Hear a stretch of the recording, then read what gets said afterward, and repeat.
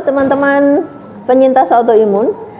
Saya sering mendapat pertanyaan dari sesama pejuang autoimun. Karena kan terus terang nyeri itu jadi teman sehari-hari para penyintas autoimun ya. Nah, temanya kali ini adalah autoimun dan olahraga. Kita ngobrol-ngobrol santai ditemani dengan Mbak Wita. Karena saya sering mendapat pertanyaan, boleh nggak sih kita sebagai penyintas autoimun, saya berolahraga. Nah, kebetulan nih teman saya Mbak Wita ini dulunya adalah perenang, dan saya gini-gini juga hobi olahraga.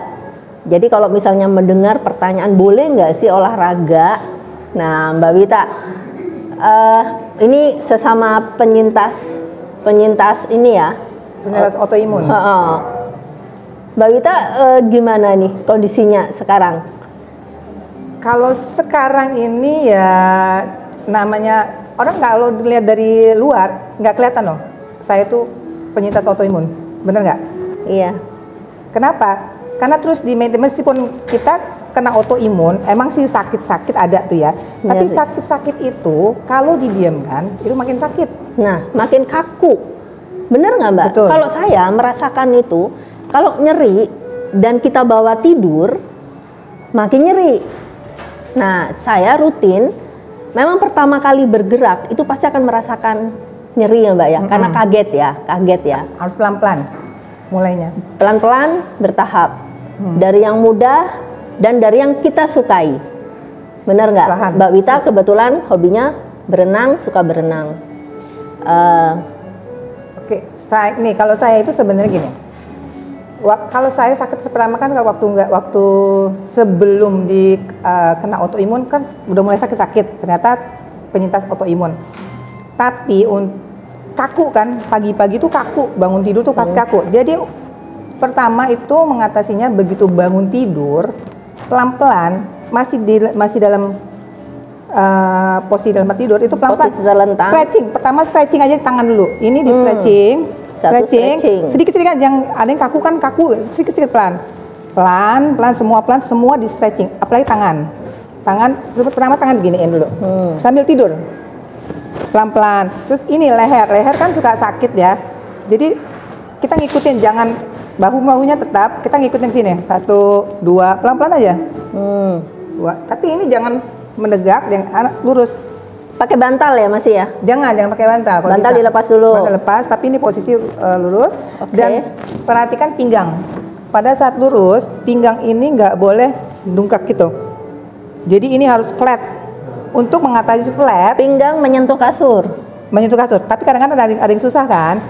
Itu di bawah lutut dikasih bantal atau guling. Nah itu satu. Atau itu stretching dulu, entah begini kayak gini, tapi ini posisi terlentang. Pinggang jangan tegak gini, harus flat tempat tidur. Itu salah satunya. Kaki juga pelan-pelan diginiin. Duduk dulu, kita duduk, bangun tidur duduk dulu, terus kaki diregangin. Jadi semua itu di stretch, intinya stretch dulu untuk menghindari rasa sakit dan kaku. Jadi pagi-pagi jangan langsung lari ke kamar mandi. Jadi relax dulu, tenang dulu, stres dulu, 5 menit paling ya. Santai, pokoknya semua dipanasin lah badannya, istilahnya kayak gitu. Nah, sekarang setelah stres itu, usahakan rutin setiap pagi bergerak, olahraga nggak usah lama-lama, bisa jalan pagi 10 menit misalnya, atau pertama kali 10 menit, 20 menit, 30 menit, bertahap. Dan usahakan kecepatannya ditambah kalau jalan pagi.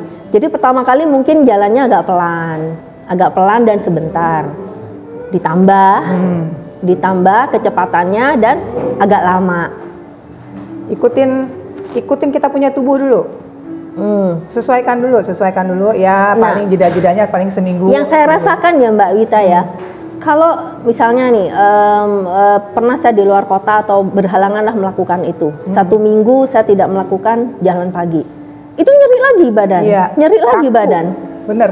Tapi dengan bergerak rutin setiap pagi, nah itu nyeri-nyeri itu berkurang, Jadi nggak usah namanya olahraga itu yang di bayangan kita tuh bukan yang harus lari, bukan harus.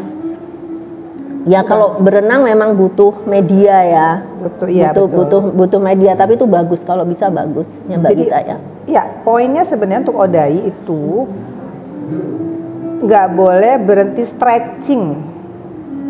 Itu pertama, stretching tuh harus, meskipun satu jari itu stretching, begini tuh stretching, ini stretching. Itu karena ini kaku-kaku semua. Terus paling baik olahraga memang berenang, tapi ada orang yang nggak bisa berenang, belum panas, ada yang utama lupus. Kalau berenang itu sebenarnya ya memang susahnya kalau orang nggak bisa berenang takut air kayak gitu ya. Tapi sebenarnya kalau ada yang temenin, berenang itu nggak harus berenang di atas air begitu. Pertama jalan di kolam renang dulu. Pilih kolam yang sepinggang, satu bisa. Terus ditemani, untuk orang yang belum bisa berenang ditemani. Jadi jalan di air ya? Jalan di air. Udah itu olahraga yang paling bagus. Kemudian itu kan ada pinggiran berenang tuh. Kita pegangan, sekali-sekali badan di sejajar sama air. Itu juga latihan. Pegangan aja, pegang dulu. Dan berenang itu stretching yang paling bagus. Karena olahraganya semua badan bergerak. Ya, stretching yang paling bagus. Terutama olahraga paru-paru tuh paling bagus. Dan berenang kalau bisa jangan di atas terus palanya. Untuk latihan nafas, tenggelamkan, ambil nafas. Itu perlu tuh untuk latihan paru-paru. Kekuatan paru-paru dan jantung. Iya. Dan jantung, terutama jantung. Karena berenang tuh selain olahraga dari gerakan badan, dia olahraga kardio juga mau nggak mau. Jadi dapat dua-duanya. Kalau misalnya kita jalan itu kan kardio aja, gitu loh. Kalau kita pilates hanya gerakan ini aja. Tapi sebenarnya pilates nafas juga ya, untuk orang-orang tahu cara ngambil nafasnya. Jadi sebenarnya olahraga untuk ODAI itu bagusnya saat berenang, pilates, yoga. Cuma pilates sama yoga ini ya salah gerak salah kita. Harus ada gurunya. Gitu. Jadi yang paling gampang aja deh. Yang tadi itu bangun tidur stretching, jalan pagi yang nggak perlu alat. Kalau mau modal sedikit beli dumbbell. Nah, dumbbell itu buat melatih otot. Itu kalau rutin dilakukan itu bisa mengurangi nyeri. Itu yang saya rasakan. 1 kilo aja, jangan banyak-banyak. 1 kilo ya. Iya, memang paling nggak ada sih yang setengah kilo. Yang paling kecil 1 kilo. 1 kilo nggak usah maksa dulu. Jadi pertama kali nyoba pasti nggak berasa, tapi besoknya itu pasti akan nyeri dan nggak usah panik. Karena kalau nyeri itu artinya apa? Terjadi robekan otot dan itu berhasil dan memang nyeri dan otot itu akan berkembang. Soalnya kalau kita diem, masa otot kita itu akan turun. Dan turun itu akan berbahaya. Apalagi kita udah kepala 5 ke atas. Jadi saya memang menjaga untuk latihan otot. Jadi yang tadi itu jalan pagi itu melatih jantung, paru-paru, kardio ya, latihan kardio itu perlu. Kemudian kalau dumbbell itu bisa sambil nonton TV, bisa sambil kita lagi habis selesai masak. Oh ya, satu lagi nih tips ibu-ibu. Kalau saya bilang olahraga, aku kan sudah nyapu, aku udah ngepel, itu beda. Itu beda. Jadi olahraga. Jadi jangan berdalih saya sudah nyapu, ngepel, dan saya nggak perlu olahraga. Jadi ini kami sebagai penyintas autoimun dan juga sama mengalami nyeri setiap hari dan merasakan manfaat dari olahraga setiap hari. Dan nggak usah mikir olahraga itu ribet dan mahal, enggak. Bangun tidur stretching, sebelum tidur stretching. Itu. Iya, kuncinya supaya kita nggak kaku-kaku. Iya. Olahraga paling murah sih sebenarnya memang jalan ya. Tapi sebenarnya kalau dibilang nih